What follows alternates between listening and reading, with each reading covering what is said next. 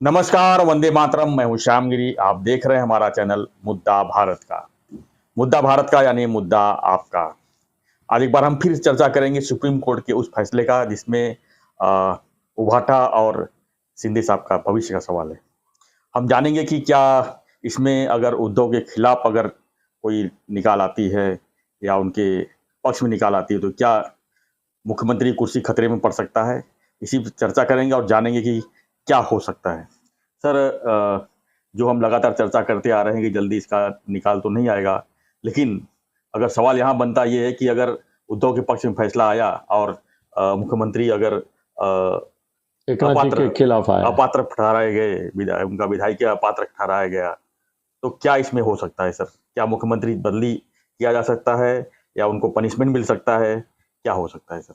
Sir मैंने इसके बारे में, आप हमेशा मुझे एक दिन पहले बताते हैं कि कल किस विषय पर बोलना है जी। तो मैंने इसके बारे में कुछ जानकार लोगों से बात की कि जो जानते हैं, ये कानून भी जानते हैं और विधिमंडल पार्टी का जो रचना है, नियम है विधिमंडल के, वो भी जानते हैं। तो सर मेरा तो कॉन्फिडेंस है जी। और मैं अब तक 50 बार बोल चुका हूँ और 50 बार बोलूँगा कि सुप्रीम कोर्ट का निकाल जो है वो 100% शिंदे साहब के पक्ष में जाएगा। मगर सर ऐसा है कि बीजेपी के अंदर, जी मैं बोल रहा हूँ, मैं विधान कर रहा हूँ सर, बीजेपी के अंदर एक दो नेताओं से मेरी बात हो गई तो वो बोले कि आप इसमें बहुत जोर जोर से बोलते हैं कि 100% सुप्रीम कोर्ट का निकाल लगेगा, मगर जी अगर मगर के बीच में क्या है सर? नहीं लगा तो मैं बोला कि ऐसा होगा नहीं, मगर आप बोलते हैं वो सच है कि हमको सभी पर्यायों का भी विचार करना चाहिए। तो चलो करते हैं, मैं बोला उनको। तो वरिष्ठ नेता थे भारतीय जनता पक्ष के, तो वो बोले कि अनिल जी, ये सुप्रीम कोर्ट का निकाल जो है उसमें पहले इसमें पार्ट में जी इन 16 सदस्यों की सदस्यता कायम रहती है कि रद्द बातल होती है, वो अपात्र घोषित किए जाते हैं। ये पहला मुद्दा आएगा। बिल्कुल। और बोले ठीक है, आपकी मनीषा है, आपके मित्र हैं, उनके बारे में आपके मन में शुभकामनाएं हैं, मगर बीजेपी के लोग, हम लोग दूसरी तरफ से भी सोच रहे हैं कि अगर शिंदे साहब अपात्र घोषित हो जाते हैं और उनके साथ 16, क्योंकि वो अकेले नहीं होंगे, वो 16 होंगे, उसके बाद की मुसीबत तो ये भी हो सकती है कि ये 16 अगर अलग कर दिए और दूसरे गुट और तीसरे गुट का नंबर लगा और फिर वो टोटल मिलके 2/3 मेजॉरिटी नहीं है, ऐसा अगर साबित कर पाए ठाकरे के लोग, और सुप्रीम कोर्ट ने भूमिका ली कि भाई पहले 16 आए, बाद में 16 आए, बाद में 16 आए, सभी तो 3 हैं तो सभी अपात्र हो सकते हैं। मगर वो बोले कि वो दूसरा और तीसरा जो लॉट है वो अभी इसमें नहीं है, उनकी याचिका में नहीं है। पहला लॉट जो है जिसमें शिंदे साहब है वो है। तो बोले भारतीय जनता पक्ष के जो वरिष्ठ नेता है महाराष्ट्र के और दिल्ली के भी, तो उनमें ये चर्चा हुई है कि अगर शिंदे साहब को अपात्र घोषित किया जाता है तो सरकार नहीं गिरेगी, क्योंकि 170 है अभी उनके पास, समझो 16 नहीं 20 भी गए जी तो भी 150 रहते हैं और 145 काफी है, और उसमें भी बाद में वो मैनेज कर सकते हैं, तो सरकार नहीं गिरेगी। सरकार का फिर से शपथ विधि होगा, मतलब मुख्यमंत्री को रिजाइन करना पड़ेगा, उनके साथ मंत्रिमंडल डिजाइन हो जाएगा पूरा, और नए सिरे से राज्यपाल को, नए मुख्यमंत्री को बोलना पड़ेगा, नए उम्मीदवार को कि भाई तुम्हारा बहुमत है, ऐसा दावा करो, उसके प्रूफ दे दो और वो अगले 48 घंटे में सिद्ध भी करके दो। तो बोले कि ऐसे हालात में हमारे बीजेपी की सोच है कि देवेंद्र फडणवीस जी को फिर से मुख्यमंत्री करके वापस लाया जाएगा। अभी शिवसेना के पास वो है, वो शिवसेना के पास नहीं है जी। मैं सर उनकी बातें बोल रहा हूँ, और बोलने वाले का ऐसे ही मैं नाम भी लेता हूं तो हंगामा नहीं हड़कंप मच जाएगा, इसलिए नहीं। और ऑफ द रिकॉर्ड था। तो बोले अमित शाह जी का जो ये हुआ, वचन दिया उन्होंने, वो शिवसेना को नहीं दिया, शिंदे की सेना को नहीं दिया, वो अकेले शिंदे साहब को दिया है कि आप 5 साल मुख्यमंत्री रहेंगे, इलेक्शन में हमारा चेहरा आप रहेंगे।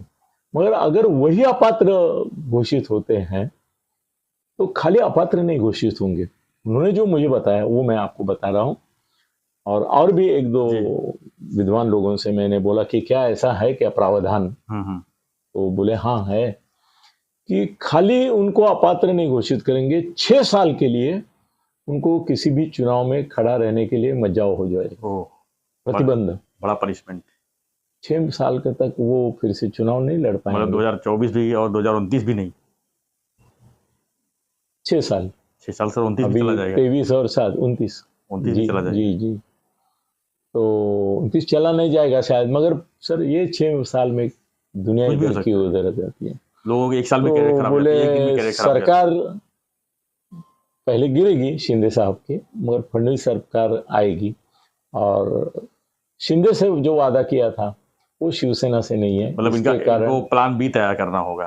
प्लान भी तैयार है उनका, तैयार है, बीजेपी का प्लान भी तैयार है। कौन मुख्यमंत्री बनेगा, कौन क्या नहीं फडणवीस ही बनेंगे। अच्छा, उसके बारे में नहीं। अभी अगर कुछ होता है, बाद में की बात हमने अलग से की थी हमारे वीडियो में, कि भाई वो अभी उप मुख्यमंत्री रहेंगे, शायद केंद्र में जाएंगे, मगर मुख्यमंत्री नहीं बनेंगे।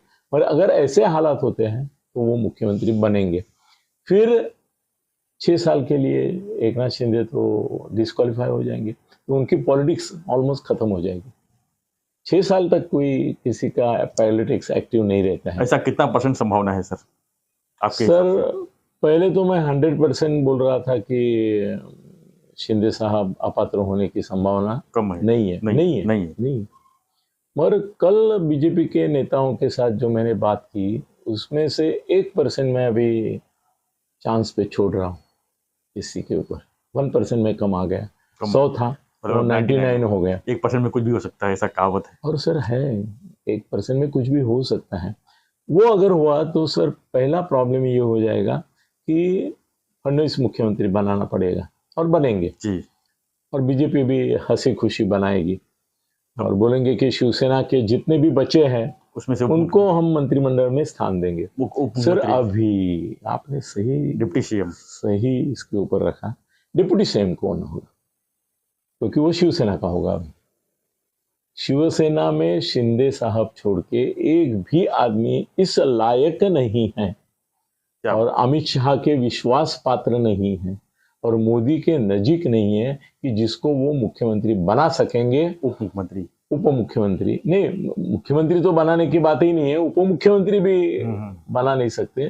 तो शिंदे साहब चॉइस करेंगे कि किसको उप मुख्यमंत्री बनाना है, और उसमें बहुत दिक्कत है उनके लिए भी। अभी इसमें एक नाम मुझे कल शिवसेना के ही एक लीडर ने, और वो शिवसेना ये नहीं, उबा ठाकरे नेता ने बताया, मेरे मित्र है वो, उन्होंने कि ये जो तुम्हारा उद्योग मंत्री है अभी महाराष्ट्र का, दीपक केसरकर, नहीं दीपक केसरकर उसका मंत्री नहीं है, वो शिक्षण मंत्री है, उदय सामंत करके। उदय सामंत।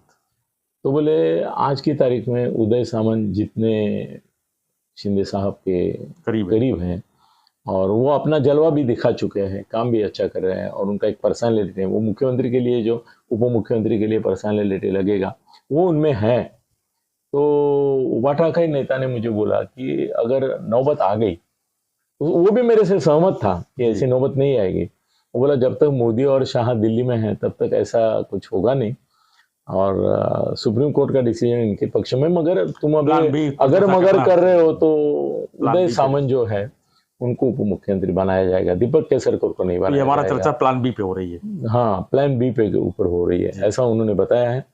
अभी सर अपनी परीक्षा है आज, ये सुप्रीम कोर्ट का तो सुनवाई चालू हो गया है अभी, तो 3-4 दिन चलेगा, बाद में रिजर्व रहेगा, फिर एक करके निर्णय आ जाएंगे। मतलब इस महीने में रिजल्ट है? ये महीने में कम से कम इनकी अपात्रता का और इसका रिजल्ट आ जाएगा। तो सर हम अभी ऐसे मोड़ पे खड़े हैं कि 2 रास्ते हैं।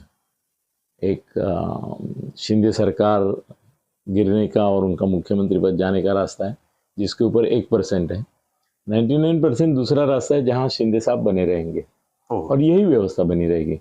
मगर सर मोदी और शाह से भी बड़ी डेस्टिनी, वो किसको क्या बुद्धि देगी कब, और कब कौन से जज का अंतरात्मा कब जाग जाएगा और वो कुछ अलग ही डिसीजन देगा। दिए हैं ऐसे, हमने देखे हैं कई, कि ऐसा लगता था कि ये तय है।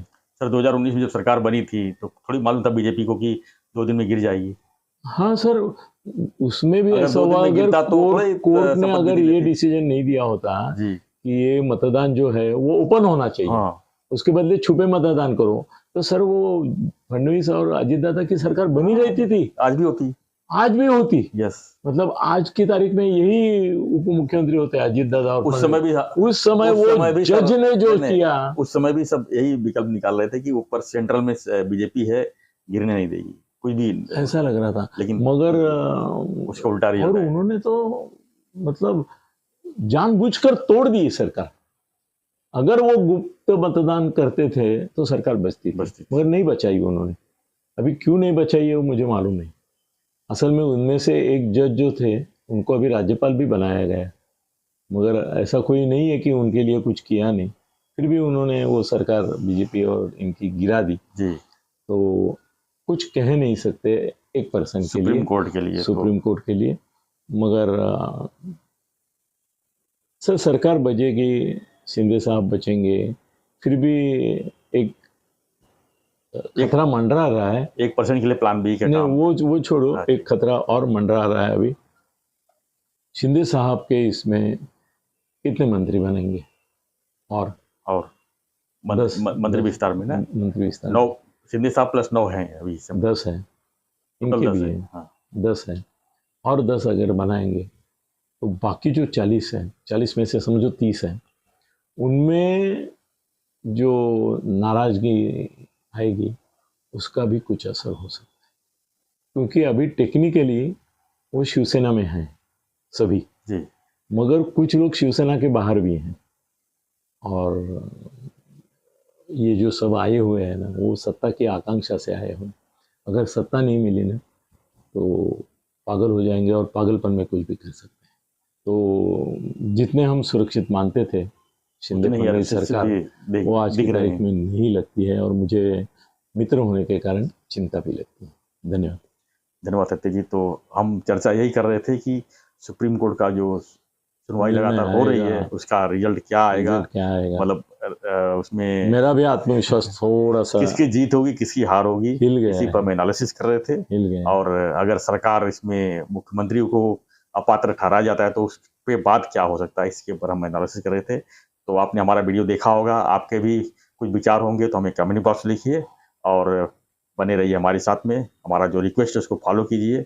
अगर आपने चैनल सब्सक्राइब नहीं किया है तो सब्सक्राइब कीजिए, ताकि हमारा रोज़ का जो वीडियो है आप तक पहुंचा सकूं मैं। और हम जो है रोज़ हमारे सहयोगी सत्य जी साथ में महाराष्ट्र की राजनीति चाहे हो चाहे देश की राजनीति हो, हम उसके ऊपर जो है एनालिसिस करते रहते हैं। और उम्मीद करता है कि आप भी इसको रोज़ हमारे वीडियो को पसंद कर रहे हैं। वो तो व्यू देख के ही मालूम पड़ता है सर, एक दिन में 50-50 हज़ार व्यू आ जाते हैं और सब्सक्राइबर भी बढ़ रहे हैं। ये तो आप लोगों की कृपा है, यही मानूंगा मैं। तो बने रहिए हमारे साथ, देखते रहिए हमारा चैनल मुद्दा भारत का। धन्यवाद। जय हिंद, जय महाराष्ट्र।